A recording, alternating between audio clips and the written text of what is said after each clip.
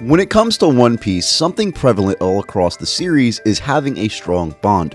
Whether it is the ship's navigator, doctor, or even cook, everyone plays a part and are all needed. But one type of crewmate tends to stick out the most, being the first in command. The first commanders, or YC1, have always shown great loyalty towards their captains and really helped the story progress. Alongside those are of course their strength, as unlike other units in a crew, the first in command always displays great strength, second to only the captain and nobody else. And with a world with so many first commanders, their strengths are bound to be put up to the test against each other. What's up guys, my name is Verdix and today we are going to rank the top 10 first commanders in One Piece. If you enjoy videos like these, go ahead and hit that sub button. I put out quality content like this weekly, you won't want to miss. To start off our list, we are going to have Bepo. Not too much to talk about here. He is a capable fighter that is able to survive in the conditions of the North Blue, which is the toughest place to grow up in the One Piece world. He is mostly there to knock off some fodder goon in Glaze Law,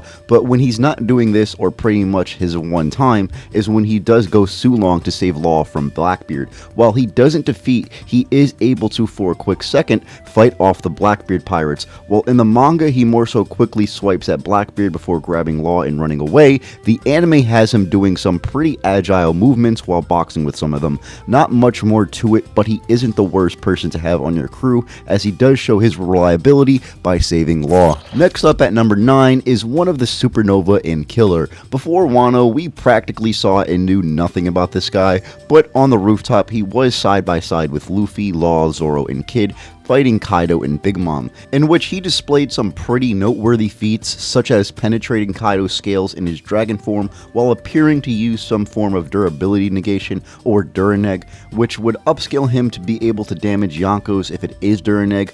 Outside of that, the rest he does throughout the raid was pretty much one-shot and low-diff Hawkins. The only reason he had any trouble with him was because he didn't want to hurt Kid. If this wasn't the case, he most likely would have straight up ran through him and go about his day. The last feat I want to talk about is when he has his battle against Zoro in Act 1, where we see without his claws, he was able to draw blood from Zoro and survive a pretty lethal blow from him after this. He is a solid fighter in his own right that deems him number 9 on this list.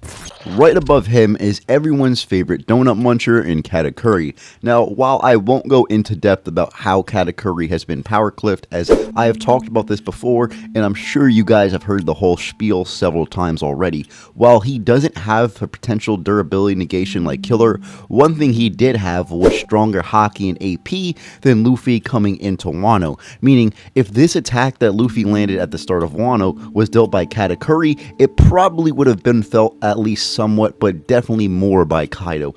Obviously in his hybrid form is a different story, but there is a good chance he could deal damage while he is in his dragon form. He also has Conqueror's Haki, of course, but not to the advanced version, but he does have advanced version of Future Sight that he is able to use better than most, as he is in a calm state of mind most of the time and it is his main way of battle, as well as him having pretty underrated speed, as this is still one of his stats that holds up decently amongst the current power state of the story and could be a problem for certain characters that lack speed feats. The other stat that still holds up well, and honestly more well than most, is his stamina, as he was able to fight Luffy for around 12 hours, while most can barely use their full power for a few minutes without having their energy drained. If not for his terrible endurance, having him only take 13 hits in an around 12-hour fight, he might be able to defeat other characters higher on this list, but unless he comes back into the series and is amped, this is not the case. King is one of the most unique fighters we have seen, and it isn't because of his Devil Fruit or Haki, but his Lunarian abilities.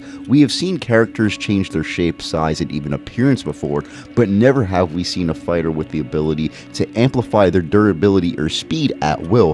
While fighting Zoro, his durability was shown to be greater than Kaido's, which people don't want to accept for some odd reason, and on top of this, when his speed is amplified, he moves so fast that Zoro doesn't even try to keep up with him, but instead chooses to wait and counter to react to his attacks. Mind you, Zoro went step for step with Diablo Jambe Sanji in their combo attack on Queen and King himself, although this doesn't make him as fast as Sanji, as we see he gets amped and could have moved faster.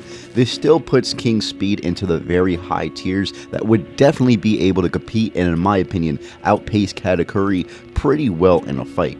The one issue though is he would be much better with his flames on against most opponents, as his durability when they're off is just not near what it was when the flame is on. And on top of this, similar but definitely not to the same degree as Katakuri, is King's endurance, as he doesn't take many attacks from Zoro, and the only real lethal blow he took was in their final clash when Zoro cut his wing off. He for some reason gets knocked out from this, and you can see why having his flames on is much more effective and more proficient as well. The one thing that is always tricky with King to determine is the full capabilities of his power, as when he uses his ultimate move in Imperial Flame Dragon, Zoro cuts right through it and doesn't get damaged by it, meaning we can't make an accurate assumption on how strong this attack is, but we do know beforehand he was able to slap away Zoro, making him go flying across through the ginormous Onigashima Island. He also can stretch his head back to fire an attack that Zoro states to be beam-like, showing this attack is very fast and it is something he worried about. He also has his swords, even though he states he is not a swordsman,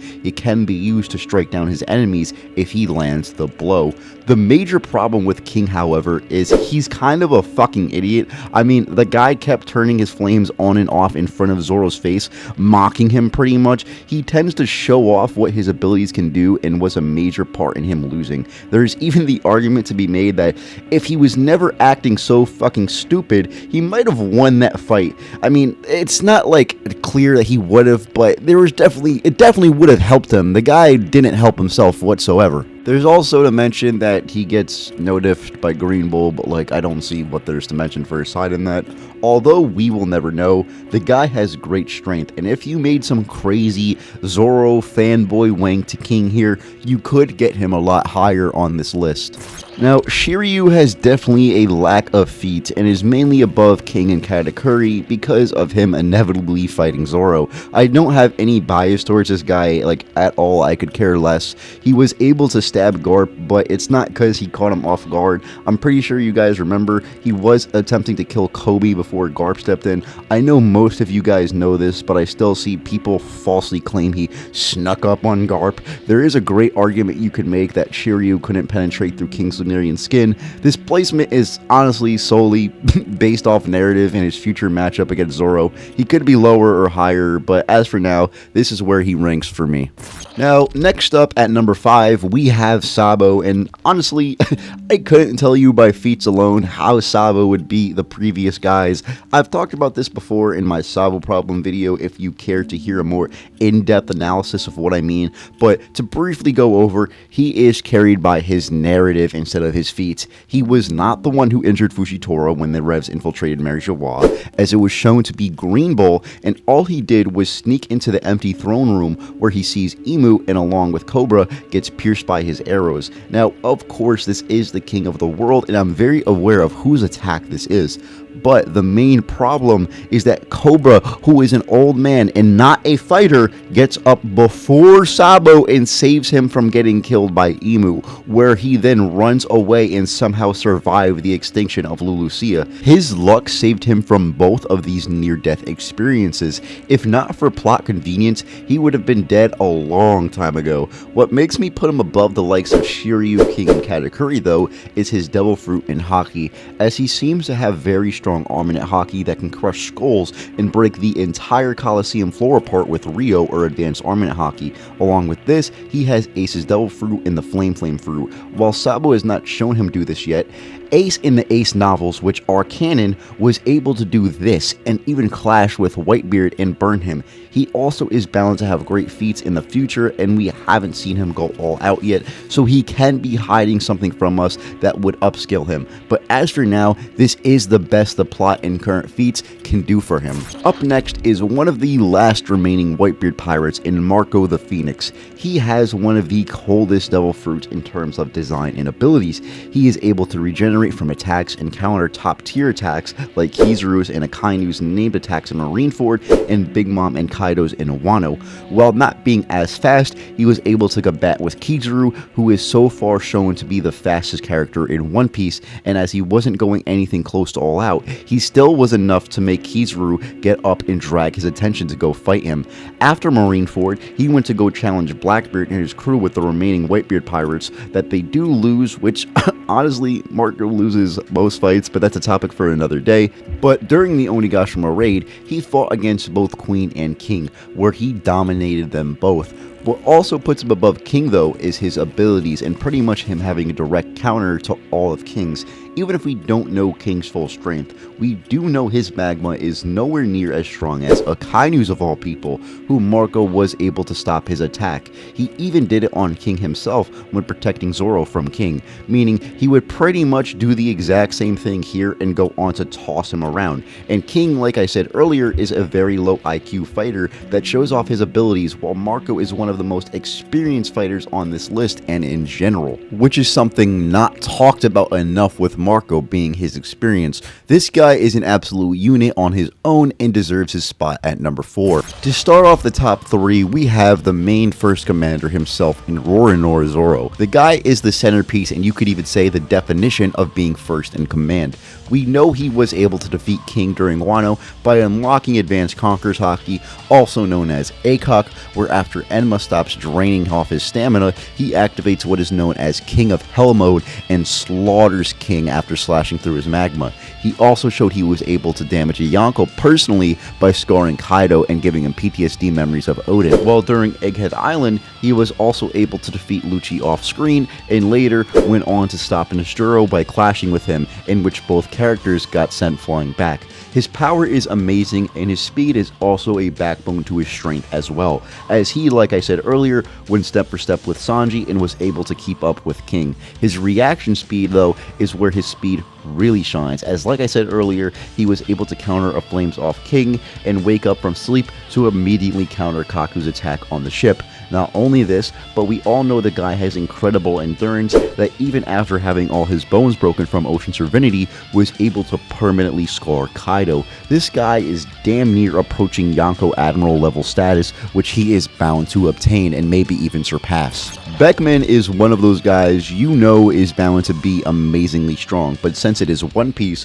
we haven't actually seen them fight yet, but we do have statements and off-screen feats we can go off of. For example, he is the one that took Kid's arm off, meaning those bullets he shoots are way more than just shooting a gun at someone. On top of this, he is stated to have similar strength to Shanks, meaning he is insanely strong, and this is noted by the characters inside the verse, as even the Navy admirals are aware of him, as in Marineford, we all remember him pointing his gun at Kizaru and telling him not to move.